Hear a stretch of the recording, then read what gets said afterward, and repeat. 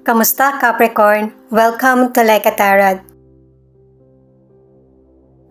Alamin natin ang situation mo base sa mystical cards. Mamaya naman, kukuha tayo ng ibang cards para sa situation naman ng person mo.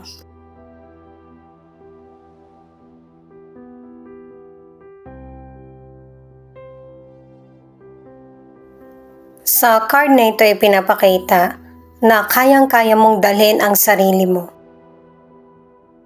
Attractive ka at saka charming na hindi mo kailangan ipilit ang sarili mo sa iba. Reminder itong card na ito na yung mga binanggit na katangian ay power mo. Power na hindi pagmamanipula sa iba.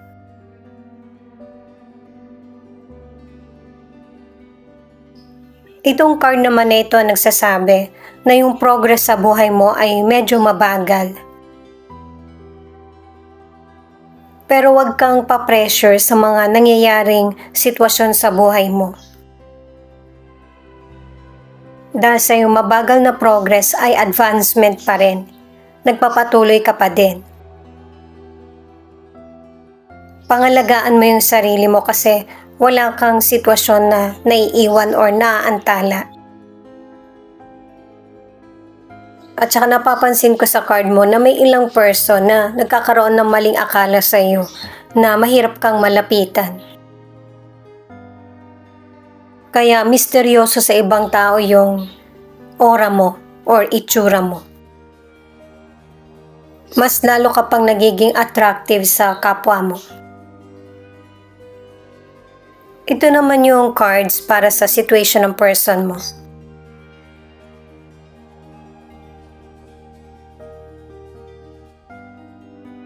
Itong cards ng person mo, hindi niya na itatago pa kung ano yung mga weakness niya or isinisikreto sa iyo.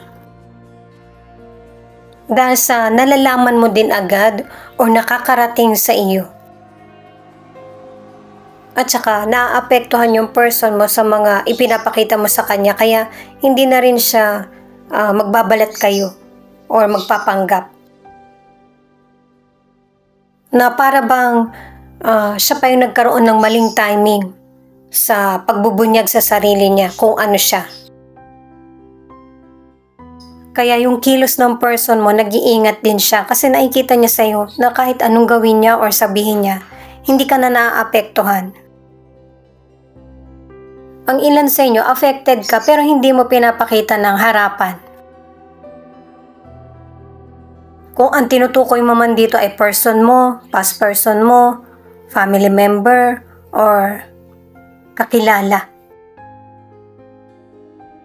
Paalala para sa mga bagong viewers na ang reading na ito ay timeless reading. General reading, ano man ang edad mo or gender mo. Kunin mo lang kung ano yung akma sa sitwasyon mo. At kung kailan mo ito napanood, yun ang start ng 1 week reading mo. Ikaw na lang magpalit kung si person mo ba ito o ikaw. Bago ko pa man simulan itong reading na ito ay nagtanong na ako sa mga cards. Ang unang tanong ay ano ang naiisip niya patungkol sa iyo? Queen of Swords, the Empress, Four of Wands. Ang naiisip ng person mo patungkol sa iyo ay prangka ka. At saka kapag meron kang napupuna, nasasabi mo to ng maayos at naipapaliwanag mo din ng maayos. Nararamdaman ng person na ito yung concern mo, karelasyon mo man siya or hindi. At bless ang pakiramdam ng person na ito na nakilala ka niya or nakarelasyon ka niya.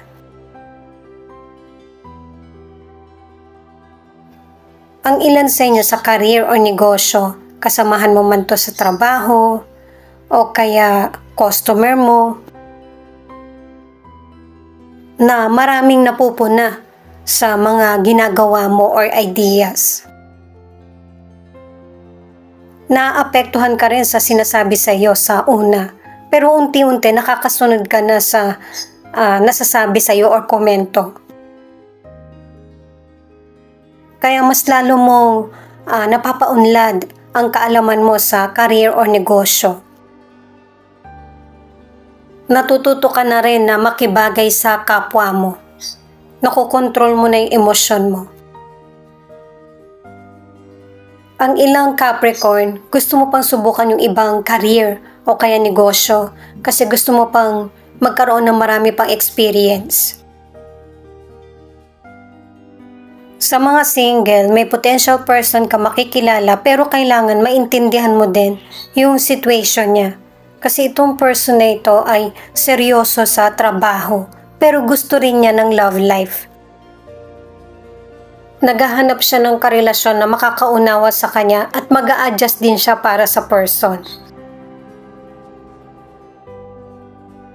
Ang ilan sa inyo sa relationship ay marami nang napagdaanan ng person mo na painful na situation sa relationship. Kaya sinisikap niya na maging healthy at masaya ang binubuo niyong relasyon. May ilan sa relasyon na napag-usapan nyo na ng person mo na magpakasal na o kaya magsama na. At sinisikap nyong pareho na mapatatag ang relasyon. Itong next card naman ay ano ang namimiss ng person mo sa iyo? Page of Wands, Seven of Swords, the Emperor. Kapag hindi kayo magkasama o kaya nagkahiwalay na kayo ng person mo, yung opinion mo, napakahalaga sa kanya. Kasi umaakma sa sitwasyon niya yung mga nasasabi mo or idea. Namimiss niya yung biruan nyo, communication. Dahil sa may mga sense yung sinasabi mo sa kanya at saka yung sweetness nyo sa isa't isa. Pwedeng kaibigan mo to, dating nakarelasyon, or yung karelasyon mo ngayon. Para sa financial, pinag-iingat ka ng mga cards kasi merong person na yung bang inaalam yung bawat kilos mo. Dahil sa alam ng person na ito na maganda yung nagiging kita mo or nakakaipon ka. Kasi pinapakita sa mga cards na kung ikaw yung nakagawa ng mali sa kapwa mo, meron itong bad karma. At saka may ilang person na mangangako patungkol sa financial pero hindi na maibabalik sa iyo. Kaya i-control ang expenses at saka yung makakaya mong maitulong. Para sa ilang single, may potential person na nagkakagusto sa iyo pero merong person na posibleng ikaw yung siraan or yung potential person ang sisiraan. Kaya ikaw mismo yung kumilala sa potential person kung totoo ba siya sa iyo or hindi. Ang ilan sa relationship, patuloy na magiging maayos ang relasyon niya ng person mo. Pero ang ilan, nagkakaroon kayo ng problema. At sisikapin mong marisolbahan ito kahit gano'n man katindi yung problema na nangyayari. Nakadalawang cards ka na, nauunahin mo yung mahirap mong sitwasyon kaysa sa mga nauna mong napangakuan. Eight of Pentacles, the Hermit, Nine of Cups. Paano ilalarawan ng person mo ang relationship nyo? Inilalarawan niya yung relasyon nyo na matagumpay. Dahil sa marami na kayong napaglabanan at saka napagtagumpayan sa relasyon nyo na magkasama. Hindi niya masasabing perfect ang relationship nyo pero masaya siya sa nangyayari sa relasyon nyo. Ang ilan sa inyo sa kalusugan, meron kang naramdaman sa katawan mo. Posibleng uminom ka ng vitamins o kaya nag-e-exercise ka. Pero ang advice ng mga cards ay huwag mo masyadong sobrahan na mag-exercise kasi yung kalusugan mo naman yung magsasuffer, lalo na yung muscles mo. At saka, nagkakaroon ng improvement kung ang ilan sa inyo ay may health issues. Napapanatili mong stable yung pangangatawan mo. Panatilihin mo na ito yung mapagpatuloy mo. Ang ilang single, nakadalawang cards ka na hanggang sa ngayon, hindi mo pa rin makalimutan yung trauma ng nakaraan.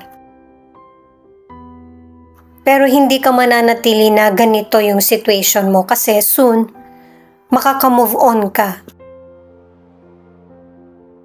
May babalik mo na yung emotional maturity at saka kumpiyansa sa sarili. At ito yung time na makakabuo ka na ng relasyon na positibo ang energy.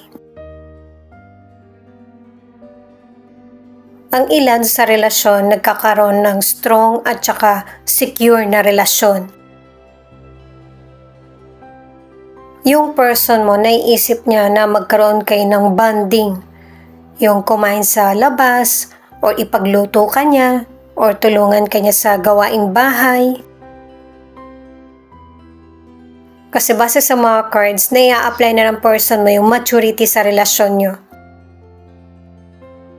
Ang ilan naman sa relasyon nagkaroon ng reunion o kaya party sa pamilya nyo. Posible na ang ilan ay binabalak mo palang ito na magkaroon ng panahon para sa pamilya. Ito yung feelings ng person mo na pwede rin ipakita kung ano yung feelings mo. Kahit sa card na ito ay pinapakita yung maturity, mas gusto ng person mo na umusad ang relasyon nyo nang hindi nasa isip lang, kundi merong movement. Katulad nito, na mas magiging open na yung person mo sa totoong feelings niya o kaya yung magkaroon kayo ng pagkakataon na magkaroon ng time together, ikaw o kaya ang family nyo. Mas gusto niya na maging close kayo sa isa't isa at saka maibalik yung init ng relasyon. At yung mga ideas nyo or plano sa relationship ay mapag-usapan at maging isa yung naiisip nyo. May mga pagsisisi rin, panghihinayang itong person mo sa nangyayari sa relationship nyo kasi wala siyang time. O kaya may mga nasasabi siyang hindi mabuti sa iyo. Hindi ipinapakita ng person mo na affected siya sa mga nangyayaring situation sa inyong dalawa. Pero ang sigurado ang person mo na kung ano yung pakiramdam niya noon, ganun pa rin ang pakiramdam niya ngayon. Kumbaga, yung relasyon niyo gusto niyang mas tumagal pa at magpatuloy. Aminado rin yung person mo sa mga pagkukulang niya, pagkakamali, pero ang gusto niya ay yung pagpasensyahan mo pa siya dahil proseso ito ng pag-grow niya bilang tao at saka sa relasyon niyo. At saka alam din niya na maraming pagbabagong nangyayari sa kanya at saka sa relasyon niyo, pero sinisikap niya na ipakita ang lahat sa iyo kung ano yung totoong nangyayari sa kanya kahit na may mga nalaman ka na. Alam niyang wala na siyang maililihim pa sa iyo katulad ng pinakita niya sa mystical cards niya. At saka napansin ko lang sa mga cards niyo guys na may ilang Capricorn na single parent. Kaya maingat ka sa mga taong pinapapasok mo sa buhay mo or kinikilala. Ito naman yung ilan sa 12 zodiac sign na nangunguna sa reading na ito. Aries, Sagittarius, Cancer, Gemini, Pisces, Aquarius, Capricorn.